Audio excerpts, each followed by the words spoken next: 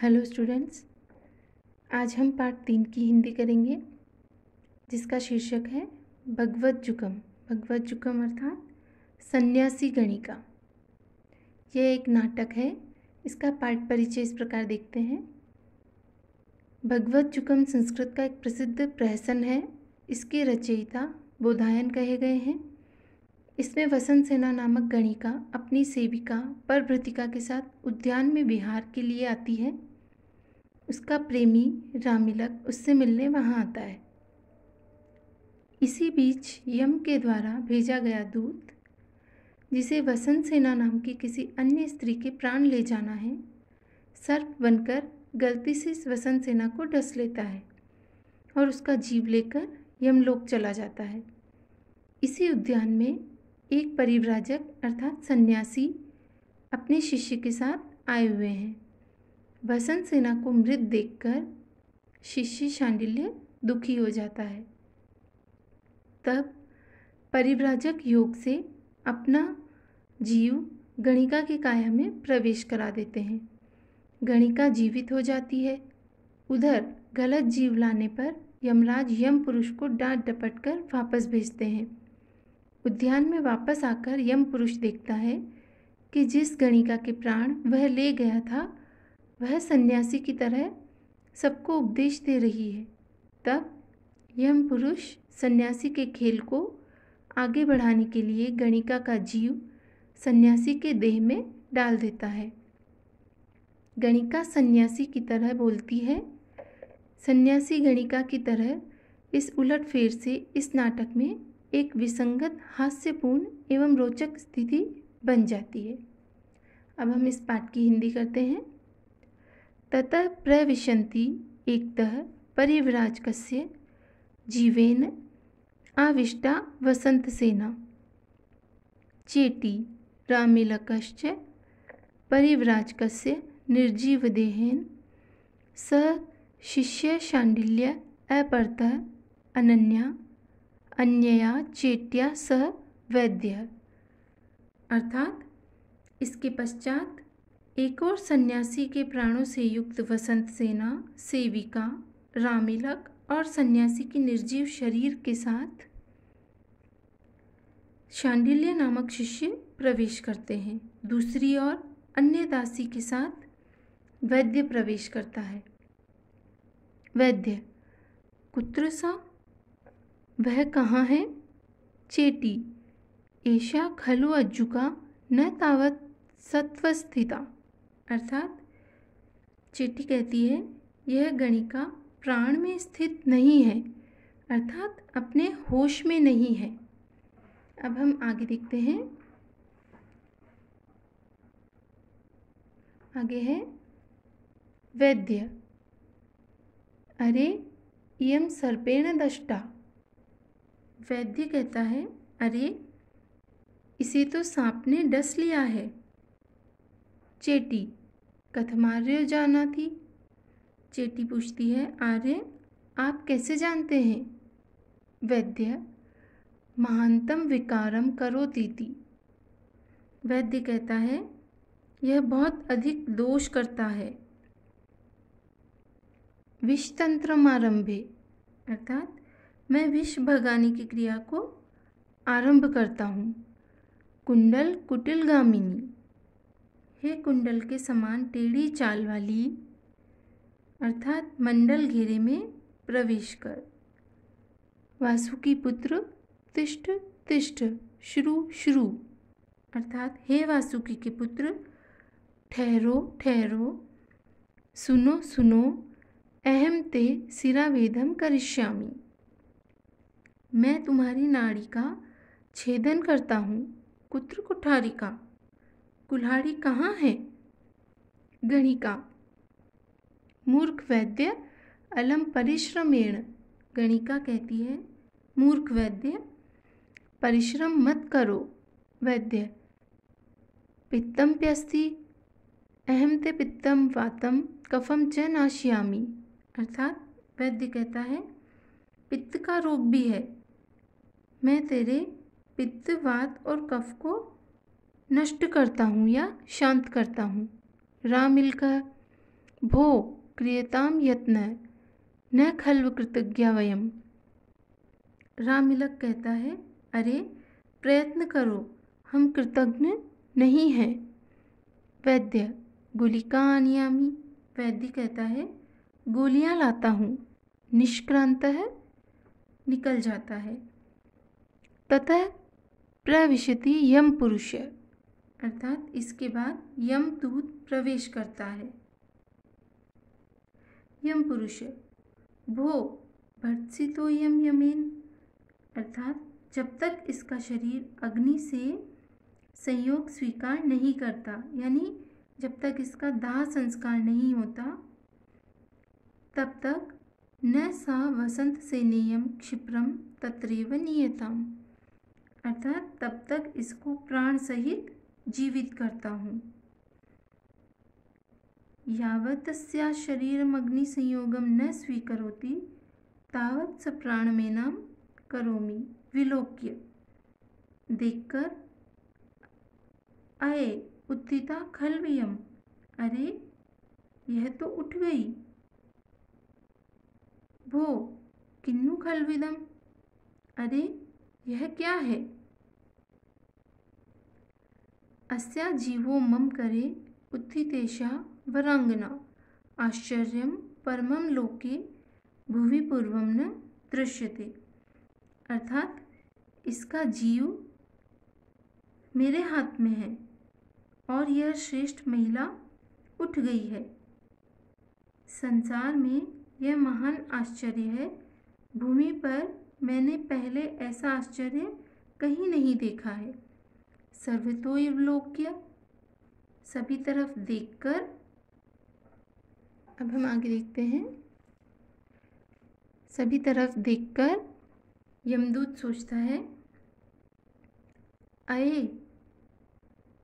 अयमत्र भवान योगी परिव्राजक क्रीडति, अरे यह योगी सन्यासी यहाँ क्रीड़ा कर रहा है।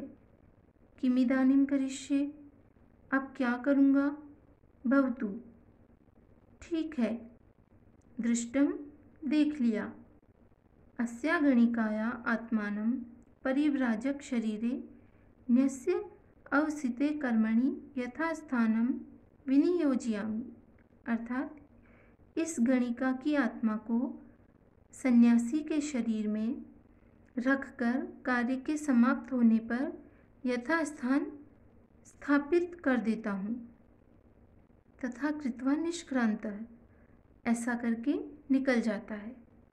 परिव्राजकः उत्थाय गणिकाया स्वरेण, परिव्राजक यानी सन्यासी उठकर गणिका के स्वर में कहता है, परिभृतिके परभृतिके, अर्थात परिभृतिका परिभृतिका यानी दासी को बुलाता है। शांडिल्य, अरे प्रत्यागत प्राण खलु भगवान। शांडिल्य कहता है, अरे प्रभु के प्राण लौट आए। परिव्राजक कुत्र कुत्र रामिलका, परिव्राजक कहता है, रामिलक कहाँ है। रामिलक भगवन्नयम अस्मि, रामिलक कहता है, मैं ये रहा भगवन। शांडिल्य भगवन किमिदम, भगवन यह क्या है। रुद्राक्ष ग्रहणोचित वाम हस्त शंख वलय पूरित इव में प्रतिभाति नैव नैव, अर्थात रुद्राक्ष के ग्रहण के लिए उचित आपका बायां हाथ शंख से निर्मित कड़े से युक्त के समान प्रतीत होता है। ऐसा नहीं है, ऐसा नहीं है। परिव्राजक रामिलक आलिंगम माम, परिव्राजक कहता है, रामिलक मुझे गले से लगा लो। ततः प्रविशति वैद्य, तब वैद्य प्रवेश करता है। अब हम आगे देखते हैं। आगे है वैद्य गुलिका मया अनीता उत्कम उत्कम, अर्थात वैद्य कहता है, मैं गोलियां ले आया हूँ। पानी पानी। चेटी इदम उत्कम, चेटी कहती है यह रहा पानी। वैद्य गुलिका अवघटयामि। वैद्य कहता है गोलियां घोटता हूँ। गणिका सन्यासिन स्वरेण। गणिका सन्यासी के स्वर में बोलती है मूर्ख वैद्य जानासि कतमेन सर्पेण इयं स्त्रीदष्टा। सन्यासी के स्वर में गणिका बोलती है मूर्ख वैद्य क्या तुम जानते हो कि इस स्त्री को किस सर्प ने डसा है। वैद्य अरे इयं प्रेतेन आविष्टा। वैद्य कहता है अरे यह प्रेत से आविष्ट है, अर्थात इसके शरीर में प्रेतात्मा है। गणिका शास्त्रम जानासि। गणिका पूछती है शास्त्र जानते हो। वैद्य अथ किम। वैद्य कहता है इस विषय में क्या। गणिका ब्रूहि वैद्य शास्त्रम। गणिका कहती है वैद्य शास्त्र को बताओ। वैद्य शृणोतु भवती। वैद्य कहता है आप सुनिए। वातिकाः पैत्तिकाश्चैव श्लेष्मिकाश्च महाविषा त्रीणि सर्पा भवन्त्येते चतुर्थो नाधिगम्यते। अर्थात वात पित्त और कफ वाले ये 3 महान भयंकर विष वाले सर्प होते हैं। चौथे सर्प के विषय में ज्ञात नहीं है, अर्थात मुझे जानकारी नहीं है। अब हम आगे देखते हैं। आगे है गणिका। गणिका कहती है अयम अपशब्दः त्रयः सर्पा इति वक्तव्यम त्रीणि नपुंसकम भवति। अर्थात यह त्रीणि गलत शब्द है। त्रयः सर्पा इस प्रकार ऐसा बोलना चाहिए। त्रीणि नपुंसक अर्थात नपुंसकलिंग होता है। वैद्य अरे अरे इयं वैयाकरण सर्पेण खादिता भवेत्। वैद्य कहता है अरे अरे यह वैयाकरण रूपी सर्प के द्वारा खा ली गई है। गणिका कियंतो विषवेगाः। गणिका कहती है विष के प्रभाव कितने होते हैं। वैद्य विषवेगा शतम। वैद्य कहता है विष के प्रभाव 100 हैं। गणिका न सप्तते विषवेगाः। गणिका कहती है नहीं नहीं वे विष के प्रभाव 7 हैं। तद्यथा जो इस प्रकार हैं रोमांचो मुखशोषश्च वैवर्ण्यम चैव वेपथु हिक्का श्वासश्च सम्मोह सप्तैता विषविक्रियाः। अर्थात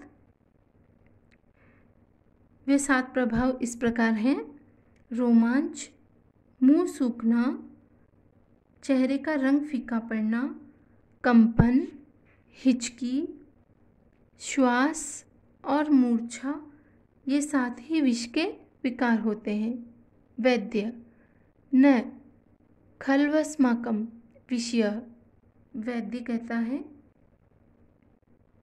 यह हमारा विषय नहीं है। नमो भगवते गच्छामि तावदहम्।